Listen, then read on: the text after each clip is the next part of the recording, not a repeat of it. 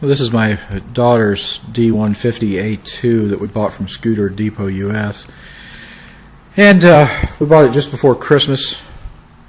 It's now the 31st. We were out of town. We finally had a chance for her to ride her new Christmas present, and discovered the front right wheel was making a bunch of noise, and so I pulled it in and took a look, and when I did, I found that the wheel bearing had frozen up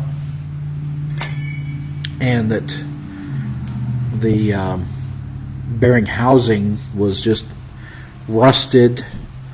Keep in mind, this is a buggy that's about 5 days old. That this was rusted. The nut that holds the bearing in place was grossly over tightened. You can see this collar's just eaten up. Spindle's scarred.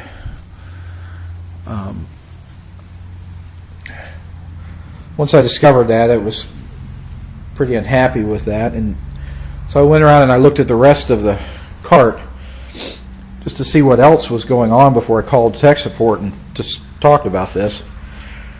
Discovered that the left front wheel, I haven't loosened this up yet, but you can't with all your might with a pair of pliers turn this nut. It's grossly over tightened. I'm absolutely certain that that bearing is either already damaged or will be. It feels rough. Going to the left rear, this wheel, which I've got in another video,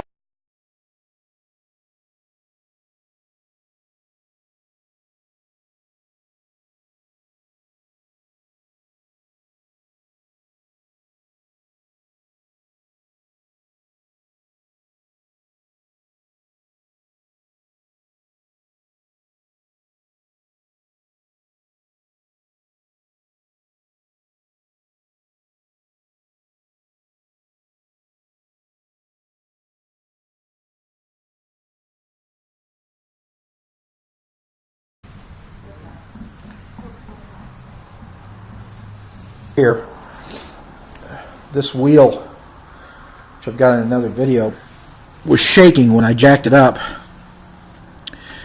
and I found that the housing was loose. In another video I've got the wheel shaking, but it was loose, so I pulled the wheel off.